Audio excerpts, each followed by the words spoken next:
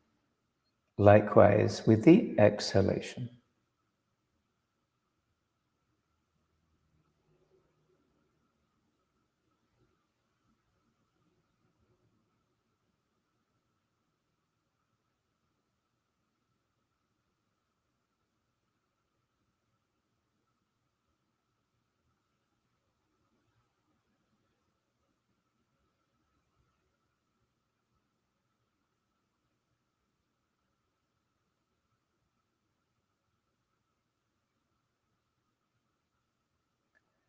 The exhalations being a little longer than the inhalations.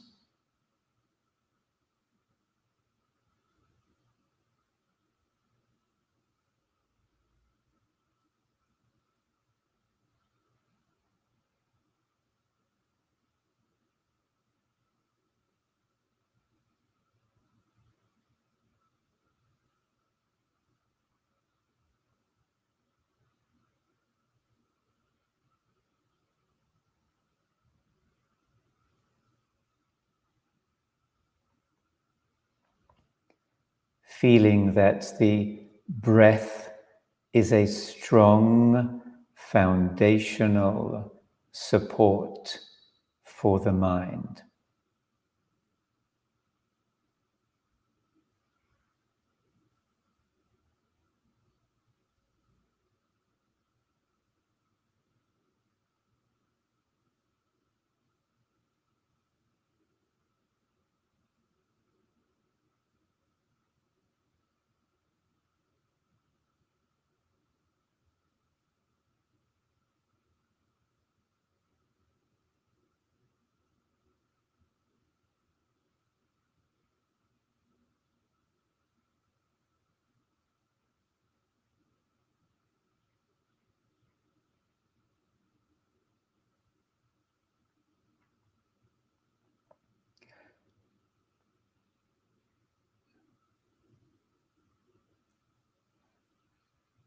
Slightly lengthen the pause, either between inhalation and exhalation or after the exhalation.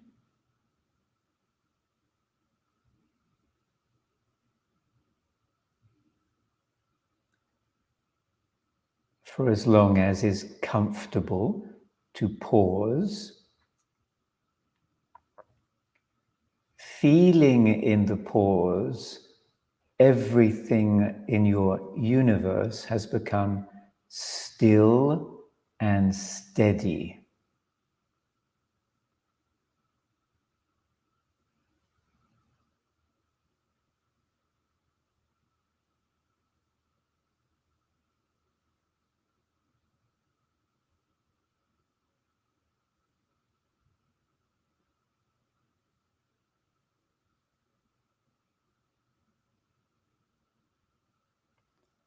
As if in the pause, one finds timeless consciousness.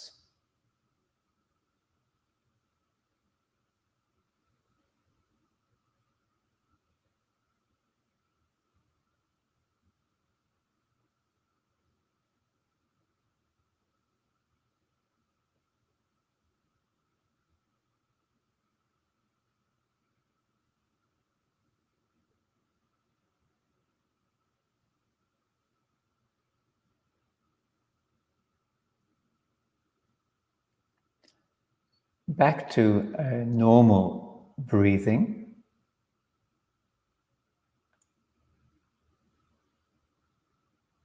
Feeling that the breath is happening within the steadiness of the timeless consciousness of the pause.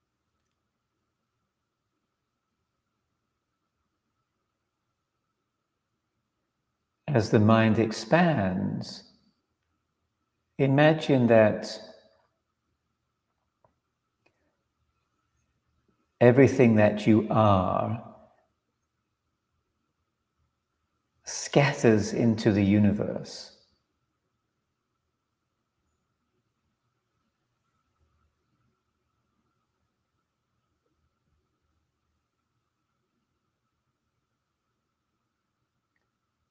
As if your identity is universe.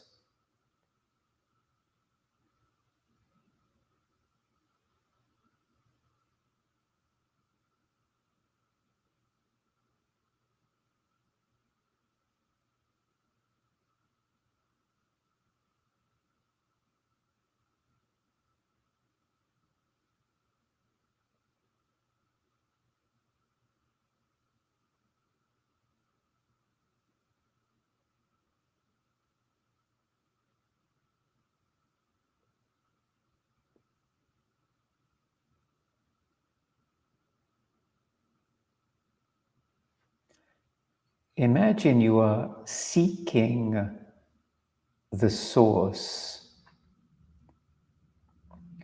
the soul of the universe.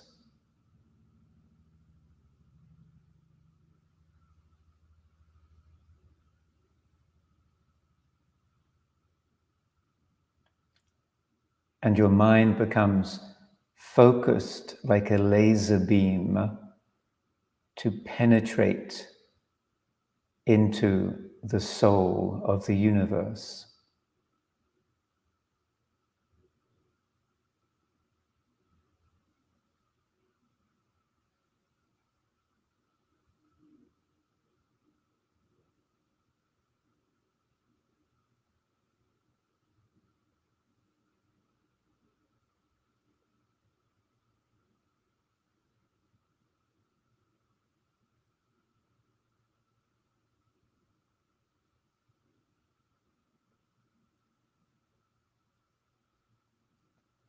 And imagine that the soul of the universe seeks you,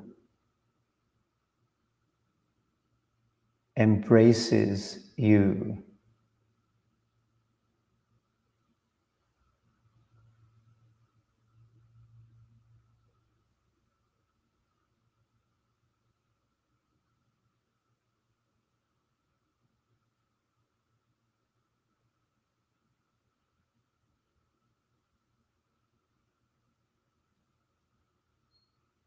That there is mutual attraction.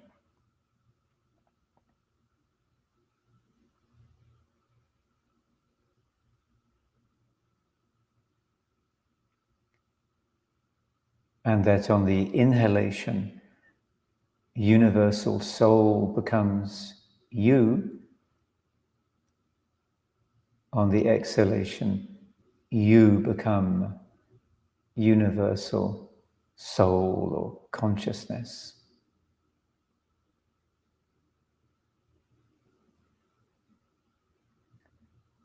The ocean of consciousness becomes the drop of consciousness, and the drop becomes the ocean.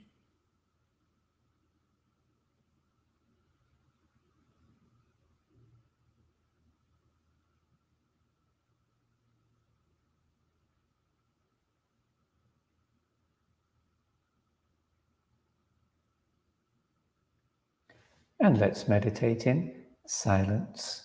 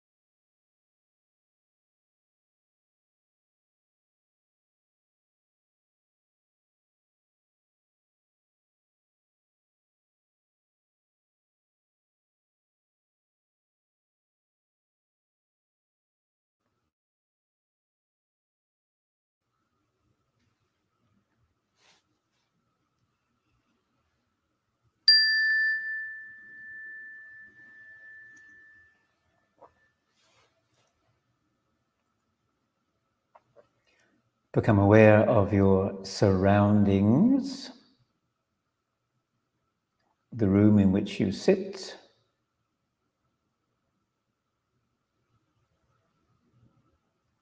and when you are ready, please open your eyes.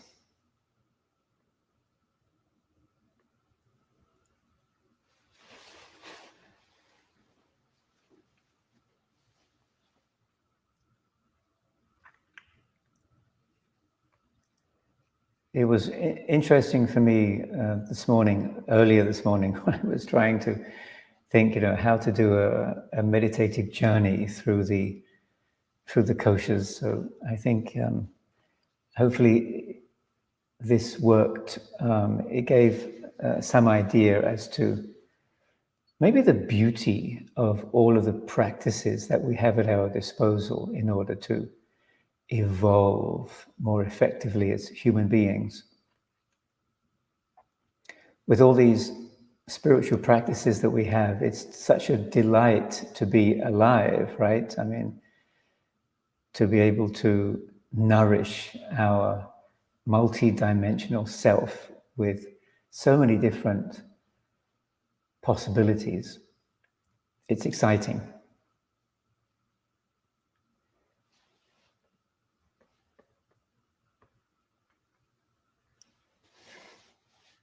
So,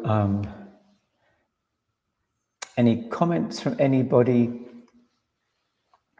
Even though this is the last class in this series of the Koshas, what I'd like to do next Wednesday is just to have a meditation through Zoom and have a bit more interaction, because in this format it's really difficult to interact.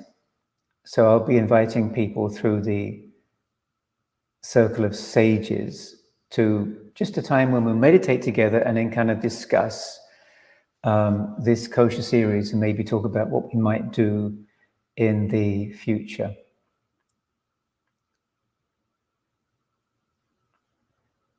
So Maria Luisa had a good meditation. That's nice. When we have good meditations, we have good days.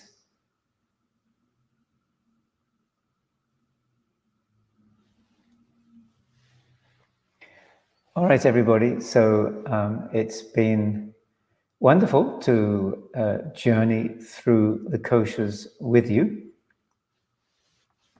The fact that we were doing this for 4 months shows clearly that we human beings have so many parts of ourselves to discover, to nourish, and to cherish. So next week, then, if you're interested,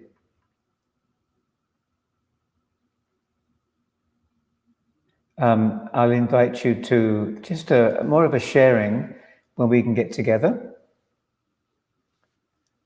Oh, and here is saying, yeah, it took him back to some of the previous sessions, and